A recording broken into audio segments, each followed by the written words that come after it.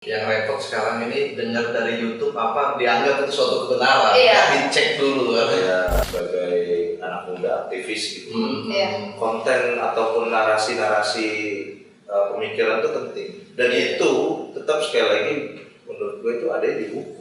Ya kalau cuman karena ajang yang kalau sekarang kampanye 4 bulanan, 3 bulanan ya. Kalau cuma gara-gara 3 bulan kita pecah itu kan dan bertumpah darah sangat disayangkan gitu. Kita juga harus bangun pemikiran dasar kita udah di level nasional bro. Sebagai calon presiden masa nggak lewat seleksi yang paten untuk tingkatan kepala daerah, tingkat kota kabupaten aja itu seleksinya udah paten.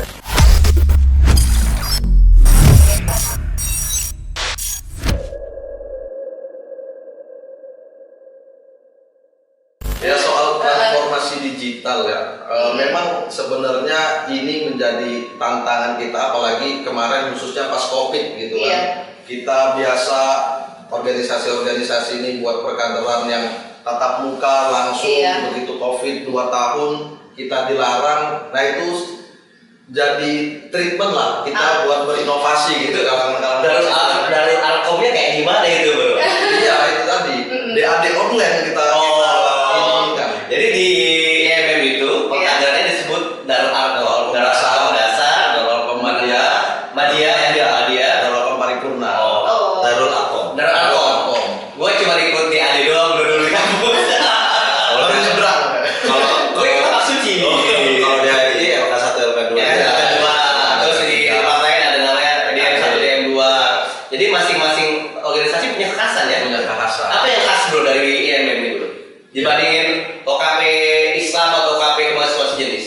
Ya kalau di IMM kekhasannya itu tadi pastinya kita kemuhammadiyahan itu kan setiap perkantoran kita selalu ada materi-materi penguatan kemuhammadiyahan, baik itu di Darul Arkom Dasar, Darul Arkom Madya ataupun Darul Arkom Paripurna. Di Masta juga ada kadang-kadang itu kan. Karena ya itulah karena kan rata-rata mungkin yang sebelumnya nggak sekolah di Muhammadiyah, mereka nggak tahu Muhammadiyah itu apa, tahunya cuma Muhammadiyah ya puasanya duluan atau bener banget.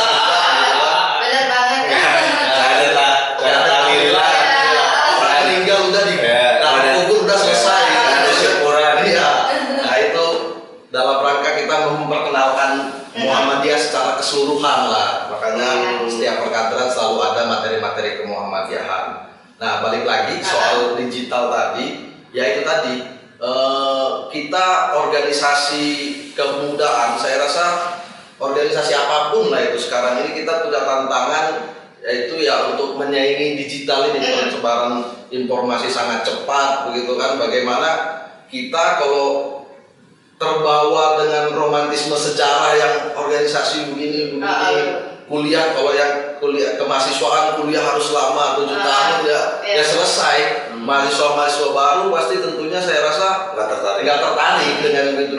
Apalagi dengan sekarang nggak ada skripsi ya. Iya, sekarang enak banget ya. Wacananya begitu wacananya. Belum itu masih baca ya bro? Gue lihat beritanya sih masih diusulkan. Nggak tahu. Iya, baru kemarin Kalau Kos Goro sendiri gimana bro? BMK sendiri transformasi digitalnya gimana nih bro? Sebagai organisasi apa ya yang berafiliasi ke partai politik? Ya kalau Kos BMK memang kita ya adaptasinya ya karena kita mungkin masih muda kan lebih gampang kan sebenarnya. Kalau kita untuk adaptasi sama dunia digital itu ya kita sehari-hari ya udah mainan kita lah. Yang menarik memang ya seperti yang tadi Ketua IMM bilang bahwa sekarang ini memang ya adaptif itu sebenarnya narasi atau diksi yang dari 2019-2020 sekarang ini udah kita lakukan. Ya kita juga melakukan itu dalam artian kalau misalkan tetap tapi nggak bisa namanya organisasi itu nggak ada offline bos. Zoom meeting kayak gini pada saat konsolidasi awal. Tapi kan namanya kita ini basisnya pergerakan kan. Nggak ada persentuhannya ya. Nggak bisa sepenuhnya itu juga dikonversikan kan, dari yang offline ke online. Tapi memang sekarang processing kita atau pengaplikasiannya lah secara teknis itu memang kita menggunakan sosial media pasti kan. Ya pasti semua kita di OKP ini masing-masing akun sosial media masing-masing. Kayak sekarang yang kita lakuin ini kan sebenarnya melaksanakan bukan adaptasi lagi, kita kan mau Kolaborasi, mengaplikasikan dunia digital kan. Dan itu yang udah aman lah, udah bukan sesuatu hal yang baru. Apalagi penyebaran informatif sekarang udah bisa melalui apapun ya, melalui film, melalui musik, ya namanya kita mau mengedukasi, ruangnya lebih terbuka. Tapi gini, gue sedikit aja sesuatu hal yang menurut gue agak konservatif tapi ini penting. Biar bagaimanapun audiovisual itu kan tatarannya menurut gue ya, itu kan kulit aja. Tapi jeroan itu Citra lah itu. Citra aja. Tapi jeroan atau konten atau literatur itu tetap dari buku, bos. Maksud gue, ini gue juga Bukunya buku cetak, buku PDF bro. Gue sih nggak juga sih. Kalau gue nih lebih cenderung gue agak konservatif sebenarnya. Tapi orang-orang yang semuanya yang gue lihat semuanya yang paten-paten yang top-top itu tetap pegang buku, bos, pegang kertas. Dalam artian ya apa namanya, ya sekali lagi ya, ini dalam konteks ini kita bicara dalam dunia pergerakan, literatur ataupun bobot dalam pemikiran itu penting. Makanya digital tuh device aja menurut gue. Tapi tetap konten itu penting ya, kita dari buku. Malah kadang Nggak cuma asal viral lah ya. Nggak cuma asal itu yang kadang gini, Bruno, kadang agak apa ya, overrated gitu. Kita punya industri atau kita punya environment narasi kita tuh apa viral. Padahal kan kita sebagai orang pergerakan, sekali lagi sebagai anak muda aktivis gitu, konten ataupun narasi pemikiran itu penting. Dan itu tetap sekali lagi menurut gue itu ada di buku. Yang repot sekarang ini dengar dari YouTube apa dianggap itu suatu kebenaran, dicek dulu. Ya itu makanya gue itu tadi gue agak cenderung konservatif soal itu. Makanya gue juga bilang sama teman-teman di BMK, kalau misalkan kita bergerak itu karena kita sudah konteksnya sudah bukan lagi di tingkat kampus, ya kita bergerak atau bertindak atau berpikir, berbicara dan bertindak itu seperti organisatoris. Apalagi kita berafiliasi kepada partai politik.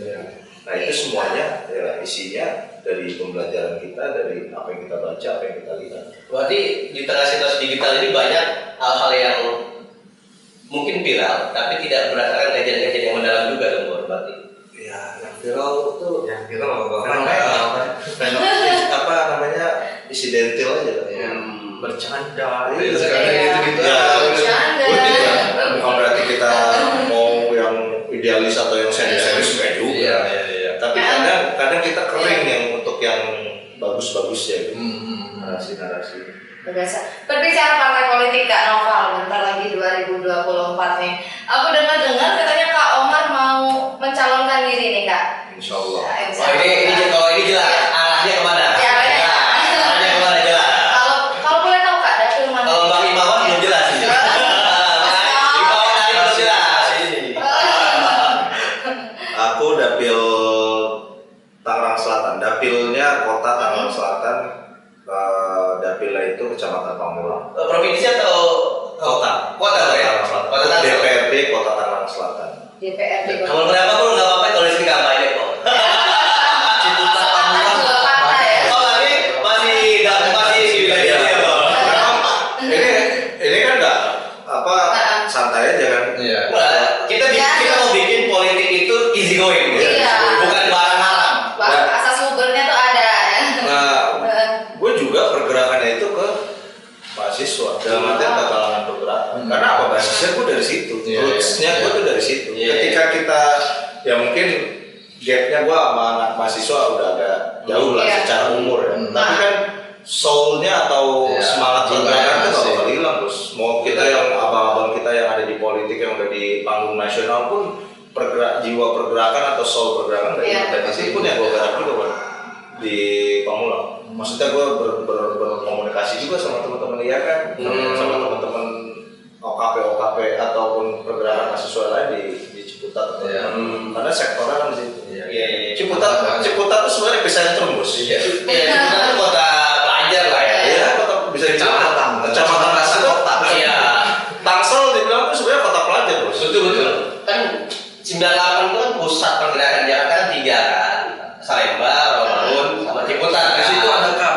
yang basis kecamatan, Unpam itu kan Unpam. Iya. Itu satunya ada kan. Itu basis kecamatan kan. Rata-rata kota, provinsi.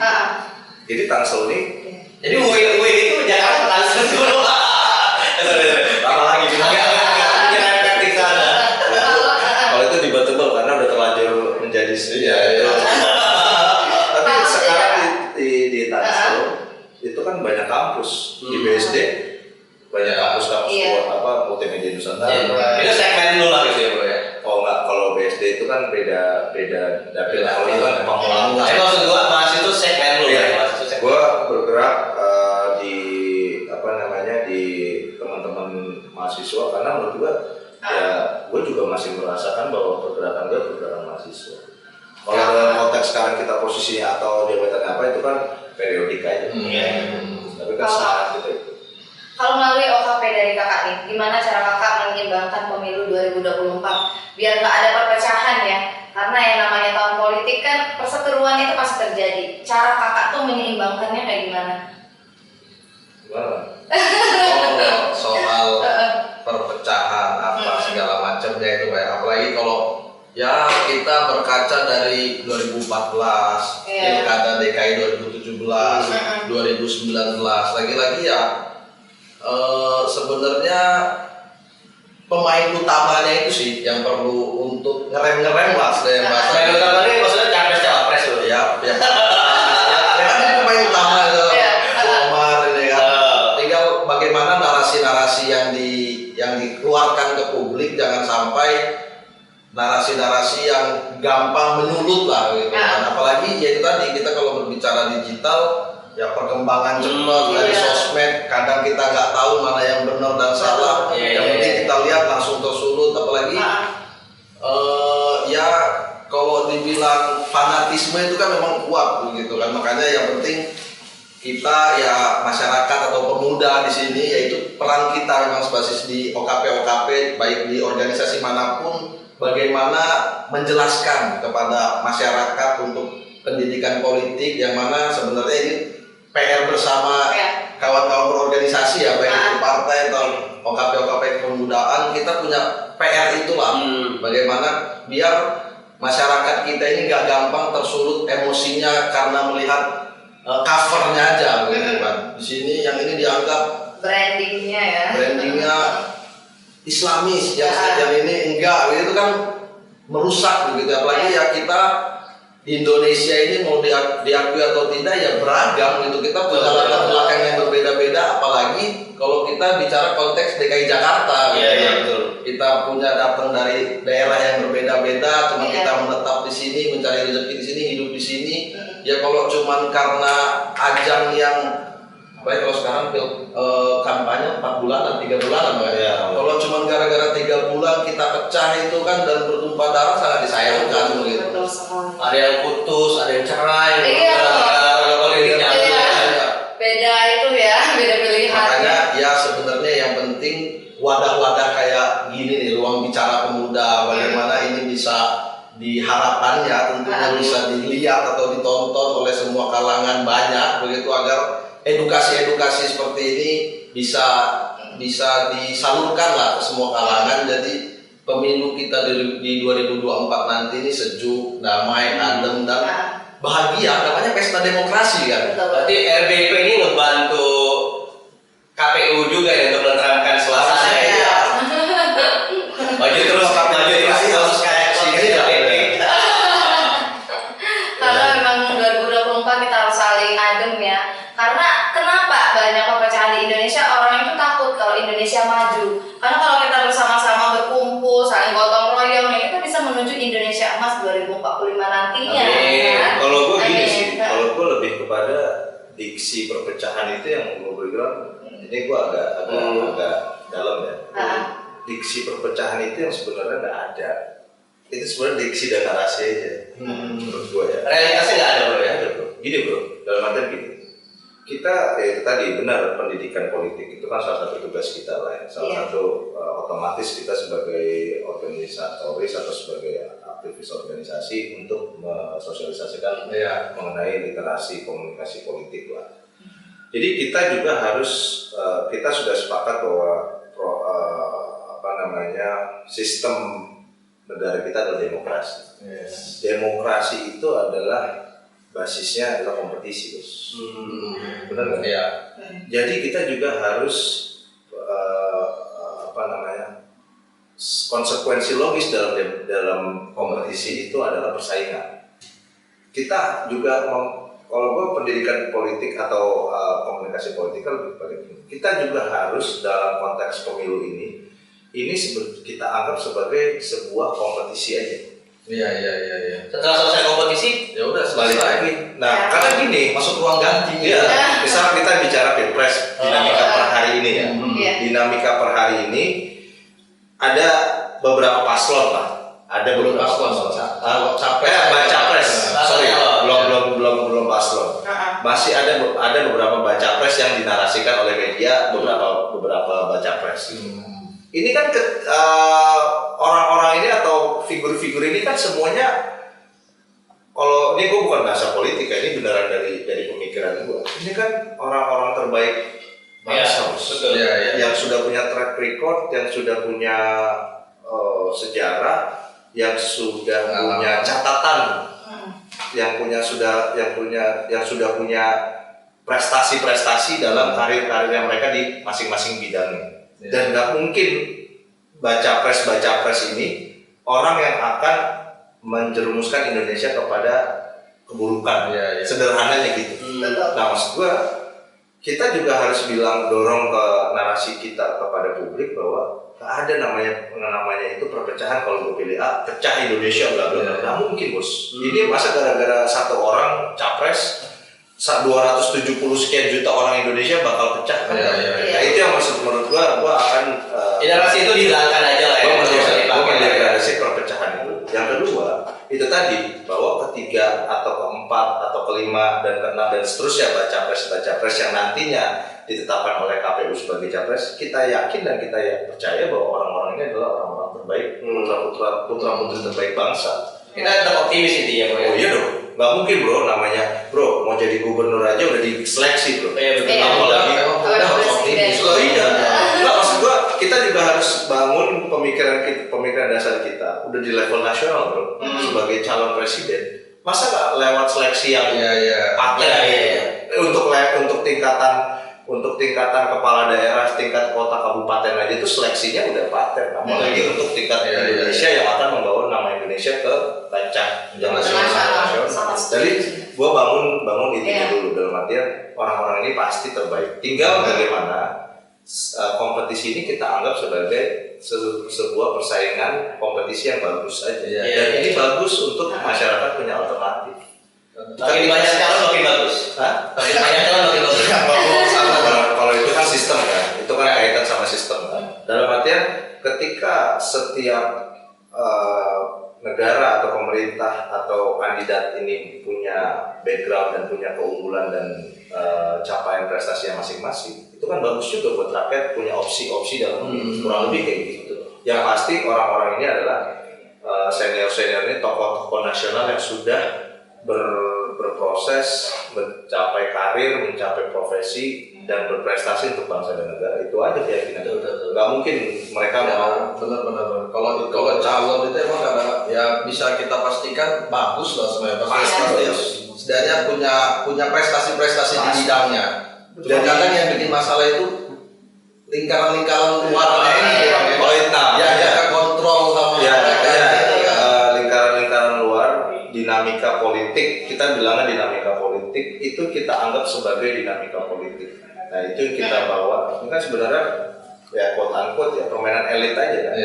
Bagaimana membuat satu isu narasi sehingga dimakan oleh publik, mungkin seolah-olah terpecah, padahal nggak juga Gus di bawah. Tapi kalaupun memang itu ya kita sama-sama, kita semua punya narasi yang sama, kita bikin kompetisi pemilu ini atau kontestasi pemilu 2024 ini ya adem. Kalau dibilang adem namanya kompetisi pasti ada dinamika tapi harus tetap intinya persatuan dan kesatuan itu untuk kemajuan bangsa itu harus tetap itu Pesta demokrasi. Harus happy. kalau gue sih itu sih Luar biasa sekali Kak. Ya banyak isian ya, daging-daging semua di pembicaraan kita untuk politik 2024 ya. Terakhir nih Kak, closing statement dari Kak Ari dan juga Kak Omar untuk KNPI di umurnya 50 tahun, apa harapan Kakak dan juga apa harapan Kakak untuk Indonesia ke depannya? Ya, KNPI kan sudah berdiri dari tahun 73. Jadi sudah panjang lah juga sejarahnya, cetakan-cetakan kadernya juga, kiprahnya juga sudah kita lihat, senior-senior kita semuanya. Ya, kalau dibilang harapan ya bukan harapan lagi lah. Kita yang sebagai juga pengurus ataupun anggota KNPI, ya apa kontribusi konkret kita untuk masyarakat, untuk diri kita, untuk masyarakat dan untuk bangsa gitu. Jadi kita juga bukan bicara kepemudaan yang kekritisan dan juga idealisme itu penting, tapi kemasannya juga menjadi satu hal yang penting. Jangan juga ya kritik internal kita, kritik dalam kita, KNPI ini kan jangan kemasan dulu lah, tapi kita harus lebih adaptif, harus bisa berkontribusi. Ya kita masuk ke dalam generasi yang nggak bisa dipungkiri, generasi milenial, generasi Z itu sebenarnya harus kita harus masuk di situ. Caranya ya cara seperti ini kan. Ya poinnya kita makin bagus, makin profesional kita sebagai anak muda, literasinya makin kuat, sekolahnya harus lebih bagus. Kalau saya sih pribadi ya, lebih kepada anak-anak ini lebih nggak aman mungkin. Kita generasi muda harus banyakin sekolah keluar sih belum. Karena kalau misalkan ada 1.000 dari 270 juta orang Indonesia, taruhlah 60%-nya itu kan berarti ya setengahnya itu kan berarti 140 sekian juta ya, 130 juta. Kalau 130 juta kita ambil 2%-nya aja kan berarti kan 2,5 juta orang, kurang lebih lah. Kita harus lebih banyakin orang-orang atau anak-anak kita, generasi kita anak muda untuk bisa sekolah ke luar. Balik lagi ya, tapi jangan lupa balik lagi ya. Harus balik lagi, Iya. sekolah keluar juga bukan sekedar sekolah keluar aja, tapi misalkan masuk ke Ivy League. Sekolah di benar-benar sekolah top yang dimana sains dan teknologi ditransfer di situ dibawa ke Indonesia. Biar mereka juga berkarir dulu aja di luar. Nggak mesti langsung balik ke Indonesia. Kenapa? Kita kan bicara anak muda kan bukan bicara pergerakan atau itu perlu, tapi udah nggak kontekstual.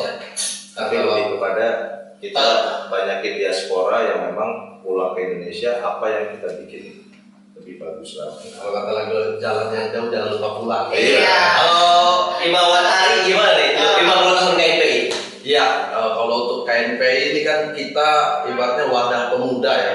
Umur 50 tahun tentu itu suatu perjalanan yang udah panjang, kita lalui asam garam, manis pahit, saya rasa pasti udah dirasakan oleh KNPI itu sendiri. Dan tentunya dengan kalau yang sering disampaikan Pak Presiden itu bonus demografi. Nah KNPI ini tentunya bersama dengan OKP-OKP yang ada di dalamnya tentunya bisa memanfaatkan bagaimana kita pemuda-pemuda hari ini bisa memiliki SDM yang unggul.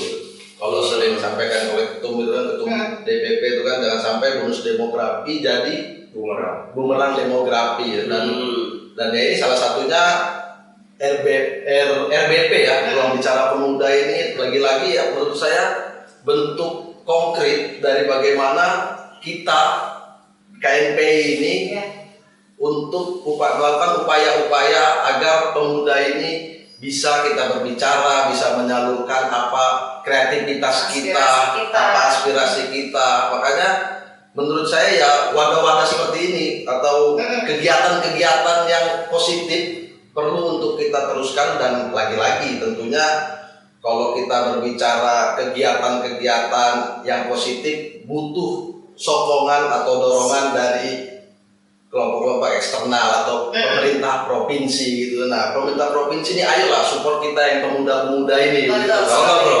Kalau itu David lebih paten. Paten barang ini Pak. Nggak disorong sama siapa-siapa, nggak disorong sama siapa-siapa, jalan terus jadi barang ini Pak. Jadi yang penting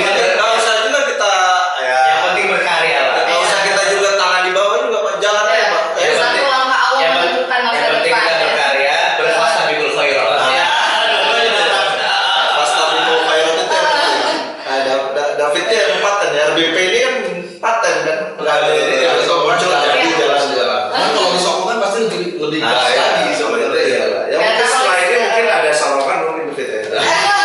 Cuman itu dua kata terakhir tadi yang menarik tuh. Berkarya dan jangan lupa pastabiqul khair. Nah, itu dah. Luar biasa. Yang penting satu langkah awalnya dulu Kak ya. Karena Yes. kalau kita mau maju harus ada satu langkahnya dulu. Kalau kita cuma stuck di tempat ya nggak akan jadi apapun juga.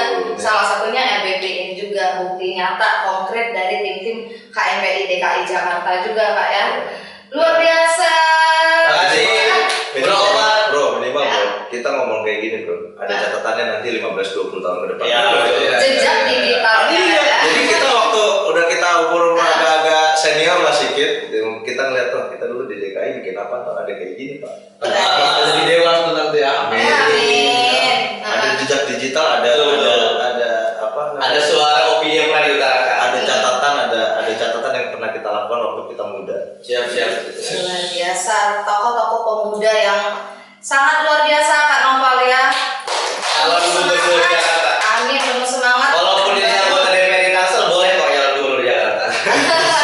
Kalau bisa bukan cuma DKI Jakarta Kak ya, tapi calon-calon penerus bangsa kita Amin. juga lahir dari banyak organisasi yang positif di Indonesia ya.